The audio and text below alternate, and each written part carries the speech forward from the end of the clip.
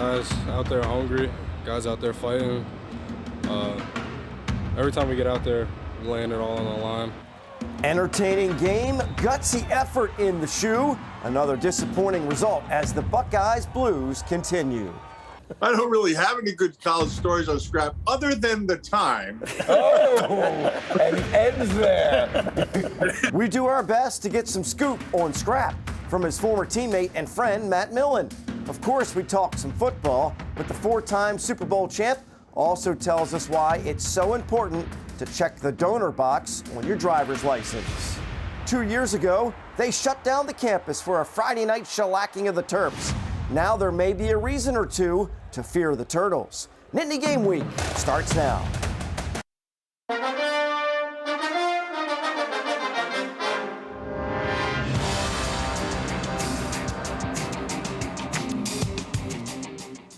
Hello, everyone, and welcome to Nittany Game Week. I'm Todd Sadowski alongside Jay Paterno and Tom Bradley. Appreciate you joining us 2/3 of the way through the season. A perfect September, 4-0. A forgettable October at 1-3 with a fifth consecutive setback to their nemesis, guys, the Buckeyes. Got them again. Yeah, but you know what? A lot of good things to come out of this game that you can look at. A lot of progress was made in some things. But, again, you got to get over that hump if you want to be at the level that people want to be. Yeah, and I think the thing is there's no moral victories in this game, but they fought, they played hard, they didn't get it done. And you know what? That should be motivation as they get on to this week's game. Well, still a lot out there. Still a really tough schedule ahead as well. This loss to Ohio State feels similar to some of the others. Strong start, fight hard all night long. In the end, too many mistakes to overcome. Let's dive a little deeper in our opening drive.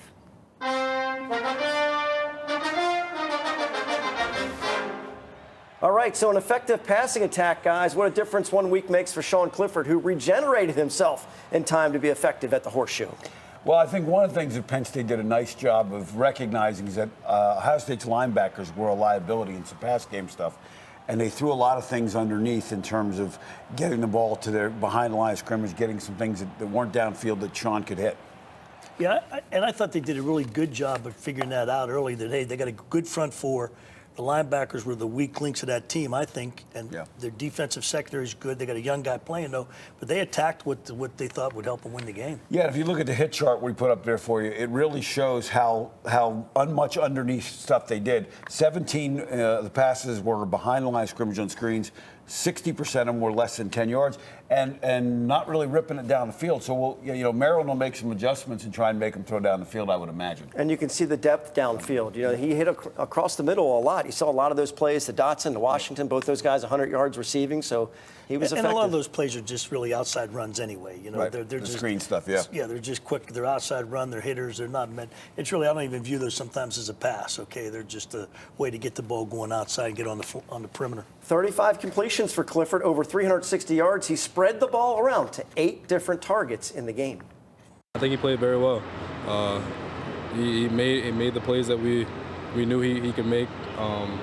He was able to connect with me, Dre, the tight ends, Parker, on many plays. We had many opportunities to get the ball in the end zone. Just got to capitalize. Dotson's stock continues to rise nationally. 11 catches, 127 yards, including several tough ones across the middle where he took a shot after the catch. Parker Washington, as I mentioned, over 100 yards receiving, and neither had a touchdown. Well, I think, again, it's one of those things that we want to see him get down the field, but with Sean's ribs or whatever it is, can he make those throws down? There was only 2 downfield, and they didn't complete either one. But look for that this week because Maryland's going to take away the underneath stuff. Yeah, here's a common theme, guys, the solid red zone defense, Tom. Well, there's nothing more disheartening for an offense. You take it the whole way down the field, then you only get 3 points.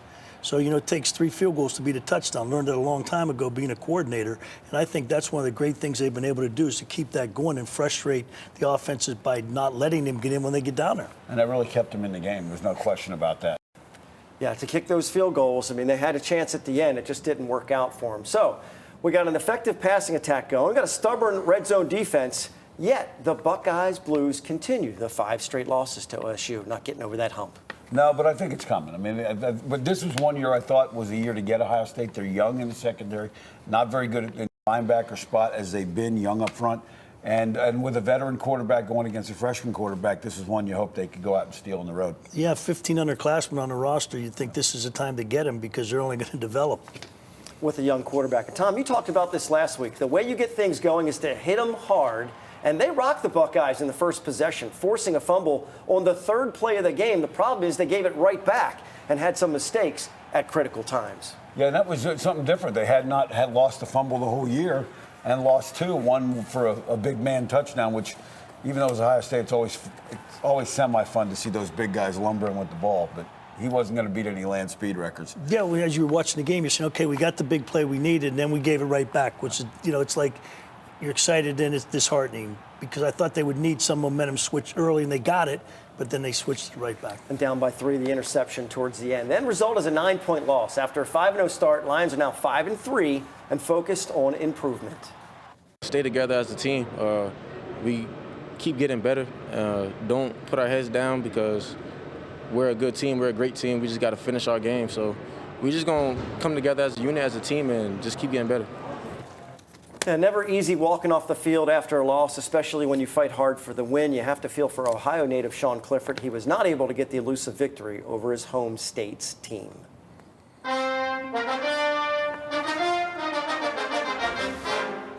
Time for the scrap medal. We recognize one of the key guys on the defense. Played a big part in the red zone stops, as you can see here, Curtis Jacobs. Yeah, Curtis Jacobs gets the award this week because for a couple of reasons. Don't say I favor linebackers either. You like the linebackers. He deserves it. Look at him.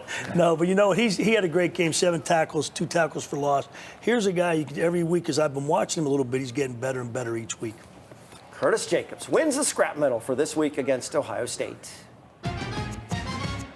And still to come, they've dominated the head-to-head matchups for decades. A couple of recent trip-ups are concerning. Should the Nittany Lions fear the Turtles? Our Maryland scouting report is up next when Nittany Game Week returns.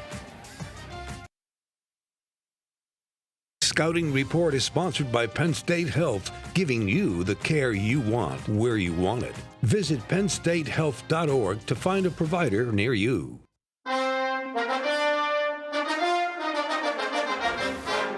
We're back on Nittany Game Week. Time for the scouting report. And if you believe in the history of this game, and it will continue, Penn State has won 40 of 44 in the all-time series with 1 tie, including 9 of the last 11. So there's no worries. But if you consider they lost last year at home to the Terps and struggled to stop current quarterback Talia Tungavailoa, well, you might have reason to fear the Turtles. Coach Paterno, Coach Bradley, you've taken a detailed look. What do you see when you watch Maryland? I see some things that Penn State better be ready to handle, and a lot of talent in a lot of places. Start with the offense, because they're really a good offensive football team, and they are an RPO team. They love this RPO stuff. Reading those guys, the linebackers and that safety, throwing them behind, take a look at it. And Tom, talk about as a defensive coach how much of a pain in the you-know-what this is. It's a big pain because, especially if they're moving the ball. Yep. And then those linebackers start coming up and they get this in behind them. It's not an easy play, and this guy runs it very well for them. Yeah, when he really sets his feet and throws it, it's there. Let's talk about their run game now, the north-south run game. A lot of down blocks, kick-outs, and they're not a real big outside run team, but talk about the problems this presents. Well, I see a lot of double-double stuff, just trying to get pushed, getting upfield, getting shoulder square, and they're going to run the counter game too. Get you going one way, bring a guard tackle back around the other, and let they're either going to log block it or he's going to get outside or just cut it right up inside. Yeah. Now, we'll talk about the quarterback run game next. Again, this is not a big part of their offense, but it's enough that you gotta respect it. They leave the defensive tackle here unblocked. Quarterback reads it and keeps it. And then, Tom, on the video, you'll see how he gets north and south here in a hurry. Well, one of the things, I don't think this is a huge part of their game, but they have to keep people honest with it. They've got to be able to do that. They don't want this guy running the ball. No, but if he does, you got to handle him because he can get you 20 yards. So let's talk about some matchups now that they present. Rakim Jarrett, if anybody watched the Penn State game last year against Maryland, they know this guy. He had 2 big touchdown passes. Find out where he's lined up. They're going to try and get matchups on him. Here he's number 3 in the slot. And that's a matchup issue for you as a defensive coach, right? It sure is, because who's going on him? What do you like and what don't you like? And are you giving away your coverage by who ends up on him? Yeah, absolutely. And one last thing you're going to see, this is a wide-out-oriented offense. A lot of wide-out screens. Penn State ran a lot of them last week. They're going to do the same thing here to get the ball to their playmakers. Yeah, because they're going to like the blocking scheme outside. If they can't block them up front, let's get it outside, get it to our skill guys, get them to catch, make somebody miss, make a big play, make your corners tackle. Yeah, and you know, that's a throw at my advanced age I can still make, and there's a gain of 12 or 13 yards. Not that I was ever a great thrower in my non-advanced years either. But I can still make that one. So let's talk about them defensively. Last year they gave Penn State some problems defensively. They had 7 sacks last year. They do a good job on the pass rush. A lot of twists, a lot of 5-man rush, so they get one-on-ones across the board. Let's take a look at this on tape here. And that's the one thing they're trying to get done. They love the one-on-one matchups, and they think they can beat you on some of those one-on-one matchups, and they're doing it as a fire zone type situation with their secondary. They're going to add the linebacker to the rush if he's got the back to kind of take away the screens and those type of things. And some of these guys are back. So let's talk about their pass coverage matchups. Probably their best cover guy is number 12, Tarheeb Steele. Where is he going to go? Is he going to follow Dotson? Is he going to go there? So Penn State's got to find the best matchups, because if they put their best guy in your guy, then go attack somebody else, right? That's what's going to happen here. And that's going to be the matchup of the day, I think, is what they decide to do with that particular, that corner, defense corner. No question. And then let's talk a little bit now about some of the other things they do. Their cornerback blitz. Penn State has not seen a lot of corner blitzes this year, but when they're on the hash and the safety's outside the hash, when you're watching at home, take a look and see what that corner does. That safety's wide, the corner's tight, they're on the hash, and here he comes, and now he gets a penalty for this one, as he should. A little bit of a late hit to the head there. He got anxious. One of the things everybody forgets, the hashes in college are different than the pros. It's a good thing to do. You can bring that to a short corner, and they bring them outside like the old Cleveland stunt, or they bring them inside like the Chicago stunt. Whatever way they want to do it. So they do it a lot of different ways with him right here. You can see him coming inside there. Yep, and last but not least, red zone defense. Much like Illinois, only giving up touchdowns about half the time, dropping a lot of guys, dropping defensive end to create a real hard read for the quarterback here. Take a look at this on film, where Illinois is in the red zone, has trouble getting it in there, and they were very, very effective on that. And really, Penn State was inside the 10 4 times last year, only scored twice. Yeah, they're an excellent red zone defense. All year they've been doing that. And this particular scheme's tough sometimes. You got the 3-man rush with the add by the linebacker. Absolutely. So, Todd, you know, Maryland, Penn State, Maryland's trying to create some kind of rivalry. Talk a little about that. Absolutely. Of course, this has been one of those classic hammer and the nail matchups. You can't have a rivalry if you get hammered every year. But 2 seasons ago, Maryland shut down the campus for a Friday night game, canceled classes that day, hyped up the rivalry, only to see Penn State come in and blast them 59-0. The Terps got them last year during the COVID season. The Nittany Lions, they understand the assignment. Prepared like, we always do. And, effort in practice was great. And, those little things like that is just, a little bit more fuel to the fire. But, we attack each week, in its own, and like we do every week, and, just go from there. Yeah, the game in 2019 was over soon after it started, thanks to plays like that from KJ Hamler. But both teams are 5-3. This is an important game for both programs. Time to take a break. Our Impact interview is coming up. This guy started a long, successful career in football at Penn State, NFL star, NFL executive, broadcaster, heart transplant recipient. All part of his story. We talk with Matt Millen when we come back.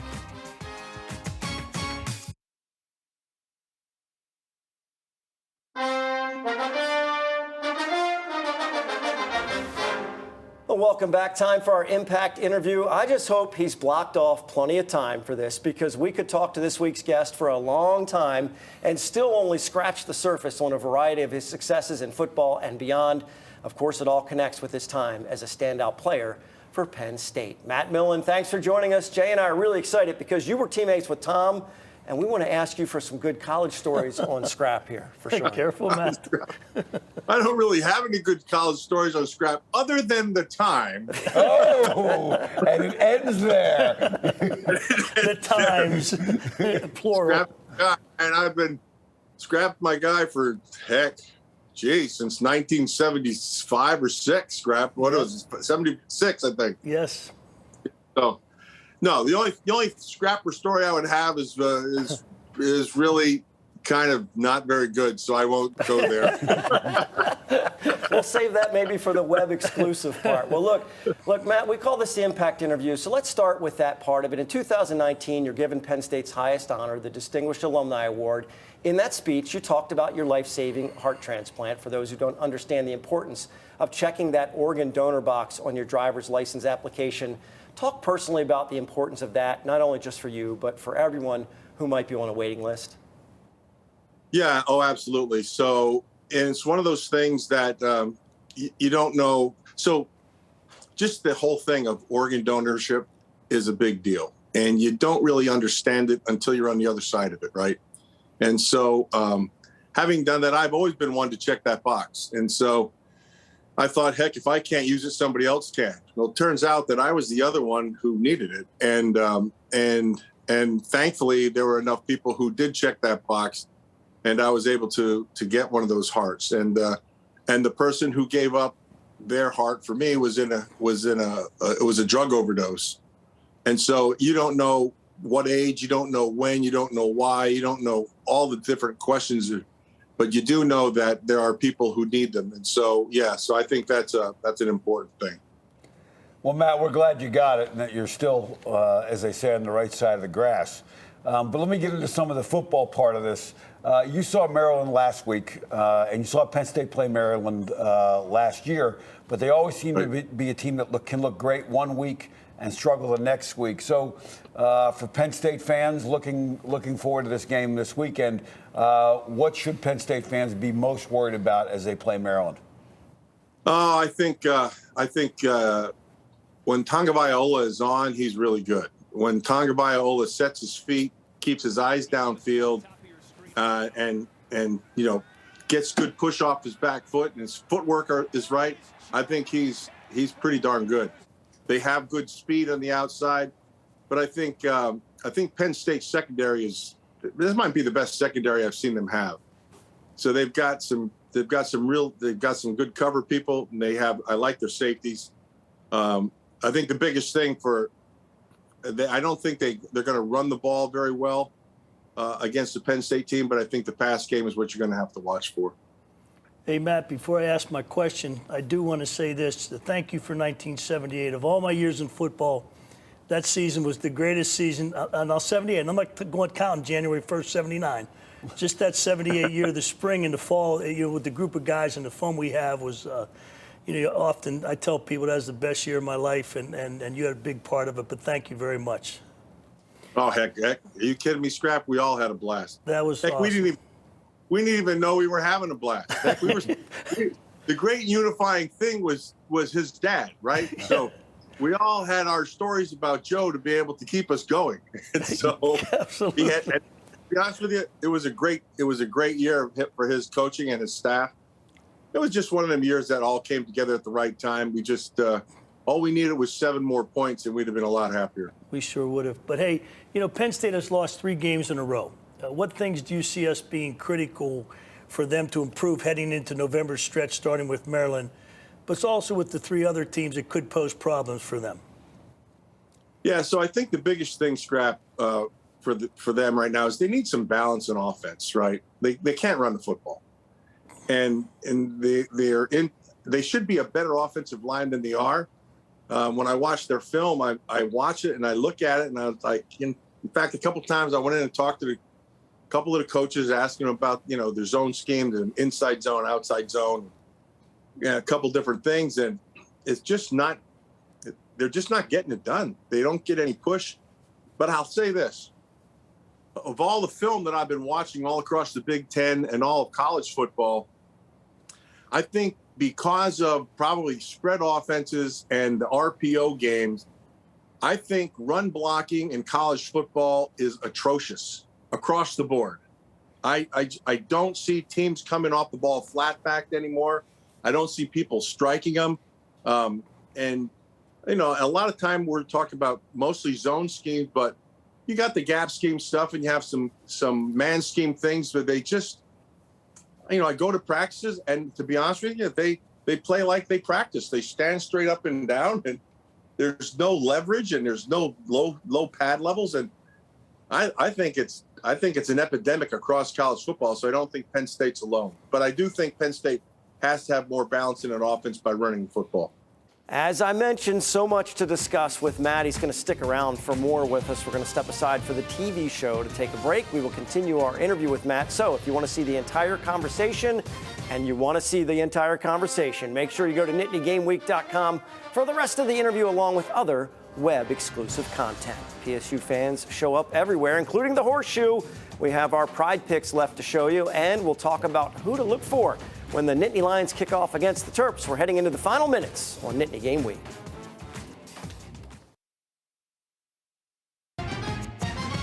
Time to wrap things up, and Jay and I have to mention we're now sitting next to a Hall of Famer, one of the newest inductees into the Pennsylvania Sports Hall of Fame, Coach Tom Bradley. What a night, huh? Yeah, thank you. It was a great night, and to have all the former players come back, and be there and hear all the old stories and things of that nature. It was just, they did a great job with it, and boys, so many great people in that organization. And Brian Millen, a former guy that I got to recruit and coach at Penn State, he also got in, so it was a good night. Well, the best thing they did was they made a great choice, so congratulations. Thank well you very done. much. All right, players to watch for Maryland before we go. I think you got to look at this wideout carrier, Tom. You and I talked about him. Got a starter. Got his first start this week, and last week had a big day. He's a big, tall guy, too. Yeah, and now the tackles match up with Penn State. Offensively, defensively, we talked about still that defensive end, Okawanu, is really good. Better keep an eye on Nick Cross, the safety. Better know where he is at all times. And he's the easiest name to say. Boy, that worked you guys out with the pronunciation guide for Maryland for sure. Well, don't miss our depth chart at NittanyGameWeek.com, which includes these local businesses. Our goal is to build a team in the community that supports the show and that you in turn support as a viewer to keep the hometown strong. You can see the complete and growing list on our website, which of course we want to show you now, NittanyGameWeek.com. The depth chart, impact interviews, other web exclusive content, all found in one convenient location on the web. You can see the show on our network of stations, of course, and then share it with everyone by sending them to the website.